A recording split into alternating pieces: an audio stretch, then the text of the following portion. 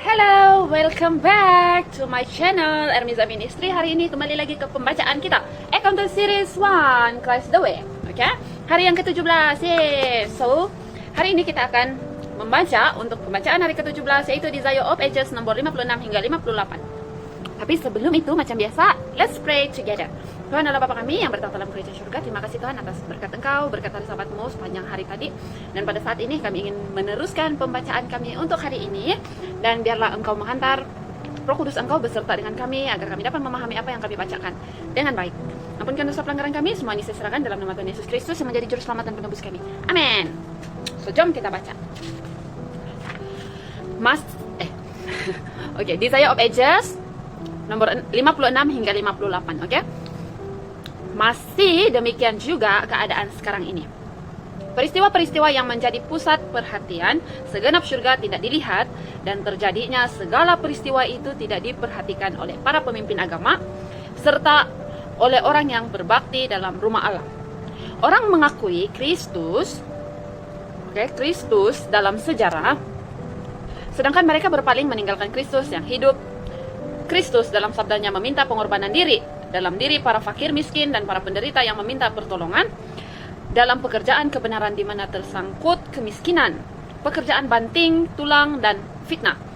Tidaklah lebih segera disambut hari ini daripada ia disambut 18 abad yang lalu. Maria memikir-mikirkan nubuatan Simeon yang mempunyai arti luas, sedang ia memandangi anak yang pada pangkuannya itu dan mengenangkan perkataan yang diucapkan oleh gembala-gembala Bethlehem dulu. Penuhlah hatinya dengan sukacita dan harapan yang gemilang. Perkataan Simeon itu mengingatkan kepadanya ucapan nubuatan Nabi Yesaya, suatu tunas akan keluar dari tunggul Isai. Tunggui? Typo nih buku. Dan taruk yang akan tumbuh dari pangkalnya akan berbuah. Roh Tuhan akan ada padanya, roh hikmat dan pengertian, roh nasihat dan keperkasaan, roh pengenalan dan takut akan Tuhan. Ia tidak menyimpang dari kebenaran dan kesetiaan seperti ikat pinggang, tetap pada pinggang. Bangsa yang berjalan dalam kegelapan telah melihat terang yang besar. Mereka yang diam di negeri kekelaman, atasnya terang telah bersinar. Sebab seorang anak telah lahir untuk kita, seorang putera telah diberikan untuk kita, lambang pemerintahan ada di atas bahunya, dan namanya disebut orang penasihat ajaib, Allah yang perkasa, Bapa yang kekal, dan Raja damai. Tetapi Maria tidak mengerti tugas Kristus. Simeon sudah bernabuat tentang dia sebagai suatu terang untuk menerangi orang kafir serta suatu kemuliaan bagi Israel. Demikianlah malaikat-malaikat telah mengumumkan kelahiran juru selamat itu sebagai kabar kesukaan bagi segala bangsa. Allah sedang berusaha memperbaiki pendapat orang Yahudi yang sempit tentang pekerjaan Mesias. Ia menghendaki agar manusia memandang dia bukan saja sebagai pelepas bangsa Israel, tetapi juga sebagai penebus dunia. Tetapi memerlukan bertahun-tahun lamanya sebagai ibu Yesus sendiri untuk mengerti tugasnya. Maria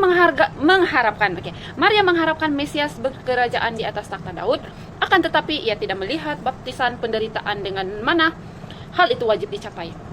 Oleh Simeon sudah dinyatakan bahwa Mesias tidak akan menempuh jalan yang bebas dari rintangan di dunia ini dalam ucapan kepada Maria, dan suatu pedang akan menembus jiwamu sendiri.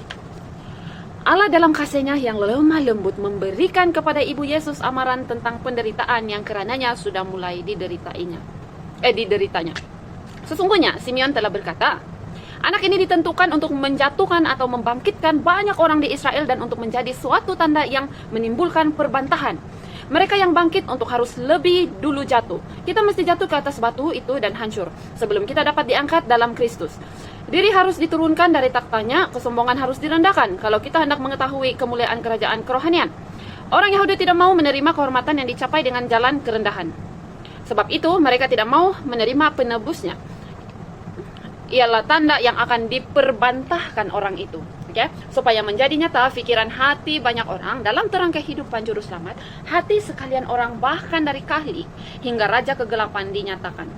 Setan telah melukiskan Allah sebagai mementingkan diri dan suka menindas, menuntut semuanya tetapi tidak memberikan sesuatu, yang meminta pelayanan dari segala makhluknya demi kemuliaannya sendiri, tetapi tidak suka mengadakan sesuatu pengorbanan demi kebaikan mereka itu.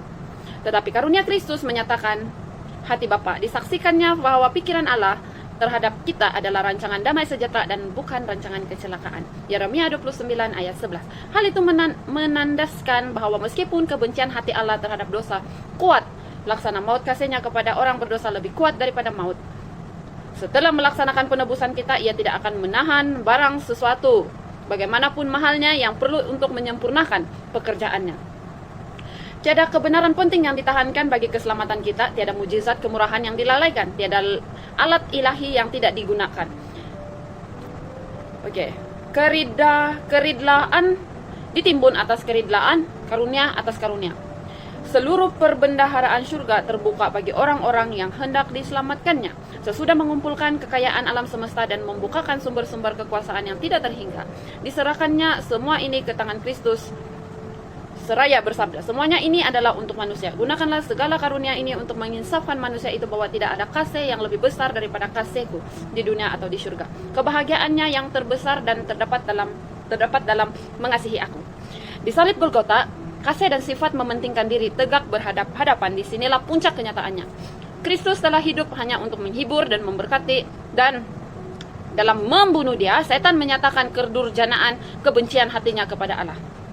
Ditunjukkannya dengan nyata bahwa maksud pemberontakannya yang sesungguhnya ialah hendak menurunkan Allah dari taktanya dan untuk membinasakan dia yang olehnya kasih Allah ditunjukkan. Oleh kehidupan dan kematian Kristus, pikiran manusia pun turut kelihatan. Dari palungan hingga kayu salib, kehidupan Yesus merupakan satu panggilan kepada penyerahan diri dan kepada persekutuan dalam penderitaan. Itu menyingkapkan tabir segala maksud manusia. Yesus datang dengan kebenaran surga dan semua orang yang mencamkan suara Roh Kudus tertarik kepadanya. Orang-orang yang berbakti kepada diri sendiri adalah rakyat kerajaan setan.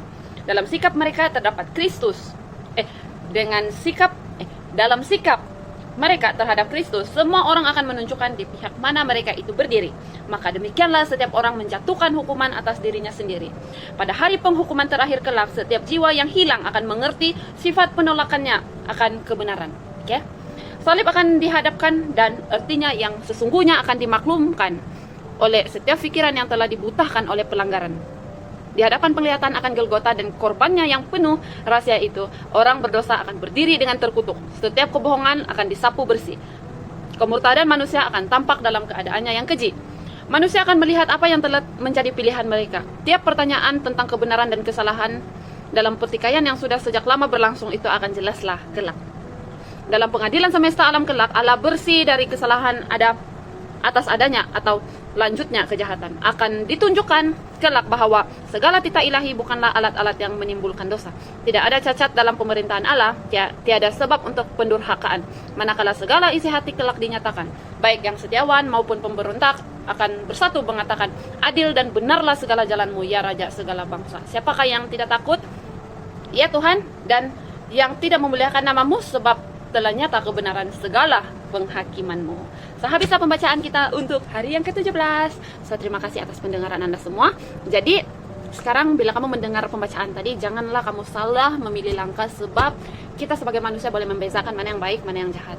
Jadi kalau kita menolak untuk mengikut apa yang Tuhan inginkan, apa yang Tuhan ajarkan untuk kita, kita akan menerima dia punya kesan daripada pilihan kita hari ini di masa akan datang bila waktu pengadilan Tuhan sudah tiba.